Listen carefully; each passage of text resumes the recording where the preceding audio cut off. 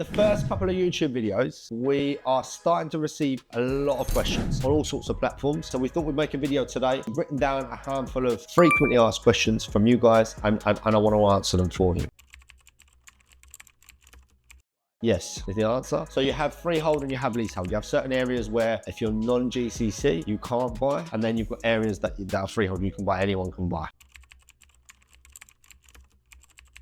A passport, money, depends on how you're buying it, doesn't it? If you're buying with finance, then you're going to need some income, depending on how much finance you need. If you're buying on an installment plan from a developer, then you literally need a passport of whoever's name is the unit's going to go into. You need to be able to transfer the money here to the developer's account. That's it, and away you go. It's quite simple, really.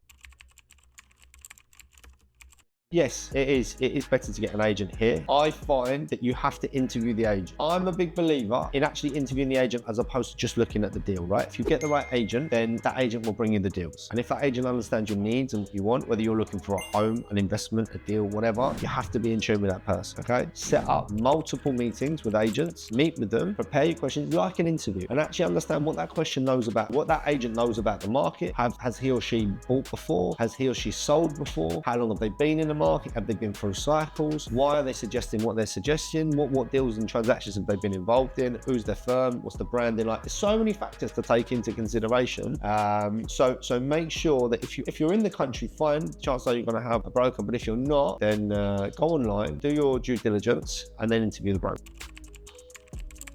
I don't have a crystal ball. If you look at how many people are projected to come here over the next 4 or 5 months, I think 300,000 people are looking to come here over the next couple of months. That fills me with a lot of confidence, right? The typical trend over the last few years was people leave through the summer to get out of the heat, whereas this year it looks like people are coming here still, right? It should increase. And if you look at what Dubai has to offer versus other places, there's so much value still in it. I know everyone says the same thing, and you'll be seeing this all over social media. But when you look at the numbers, yeah, it's a no-brainer. And there's gone are the days of speculation. Now we've got proper investors in, right? Real estate's a long-term hold. When you're talking about an investment, it's a long-term hold. So you're not playing to make 20% in 3 months. Those plays are done. They're out. You've got to look at long-term, and you've got to look at value. What value we're getting when you're buying into these communities. So in answer to your question, long-winded answer, I think that the market will mature, but I don't think we're going to see a big nosedive at all. And even the words, even stabilizing, panic makes people panic. But stabilizing is good. You know, we can't go like this. It doesn't work. You know, it has to go gently. It has to increase gently.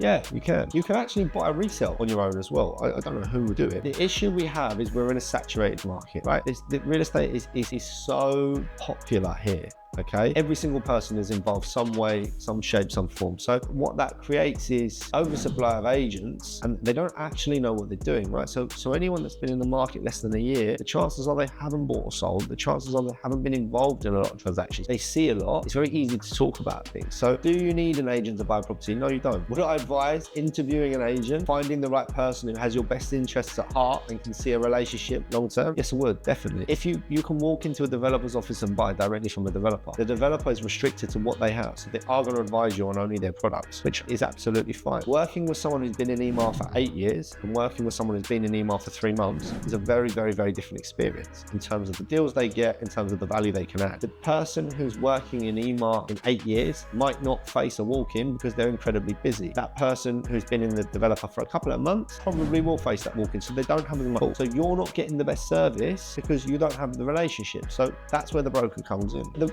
broker's worth his or her weight in gold, especially in off-plan, due to the relationship with the developer. That's how this works, yeah? You come to my guys, they will say, we're going to go ahead. We're 5 steps ahead of what you're going to do on your own because you're doing your own job. You're doing what you do for a living. These guys are in the office every single day. They have the relationships with the people they need, and they know what's coming up next. Advice. The only benefit is advice. If you're going to someone who doesn't understand the market, there's no point, right? If you're going to someone that takes the time to sit with you, what does a broker do? A broker helps you acquire a property for a home. A broker helps you build a portfolio or build an investment strategy, okay? A broker helps you sell your home, okay? So if the broker rings you and asks you for your passport, he or she may as well ask you what's in your bank account as well. It's so intrusive, and there's no skill there. There's no care. There's nothing other than chance there. And the chance is you're gonna say, yes, I'll put your listing online, I hope to God I get a buyer. That's not a relationship. This is not how this works. You're looking for the right person to build the structured plan to exit your house house at the correct money and then look at what you're going to do with that lump sum of money, I would imagine. There's tons and tons and tons of brokers, right? You've got the good, you've got the normal, you've got the new. But my advice is find a broker, build the relationship with the broker and stick to that. Get on with the broker, understand who they are and why they're in the industry. It plays a part in what company they're at as well. They don't necessarily have to be at a massive company with a huge brand. If the company has integrity and they have ethics and they're working in the correct way,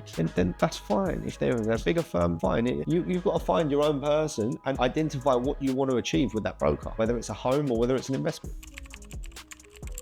Well, you can't really. You can see what's verified and what's true checked, right? Which gives you an indication. But again, what I find you're better off doing is choosing an agent, finding that person and letting them go out into the market. An agent should have a network, whether within their business or outside of their business, covers areas that they don't necessarily specialize in. So you're working on a referral basis, right? If I'm going to buy a watch, someone says to me, go and speak to him, buy a watch, I'll go and speak to that person because they're recommended to me. If I'm going to buy a car, they say, you only speak to him, he'll look after you. I don't know anything about cars. Okay, I'll go and talk to him and I'll trust him because I've been referred. I'm going to go and buy a property and they say, speak to this guy here. It doesn't do JGE. He's got a really good network. He can then help and he can then access and he's going to protect you or her or she will protect you. That's that. So they're there, really, brokers are there to protect. My knowledge is specifically to Dubai, right? So I don't know, I understand obviously the different markets, but I don't buy and sell in a lot of different markets. So the advantage is there's a handful of advantages. It's a very dynamic market, okay? So it's very easy to get in and out of properties. There's obviously no tax, okay? There's certain trends that you can follow to predict increase and appreciation. The rental yields are a lot higher, certainly than Europe. You have different options and it's liquid. You can, like I said, it's very easy to get in and out of. You know, if you're a cash buyer, you can get in and out of a property within a few days. Like you can buy a property within a couple of days, and then if you need to exit, providing you find the buyer, you can exit within a few days if it all goes smoothly. So not like the UK where it takes 6 months, lawyers and everything else. You know, it can be very quick and dynamic.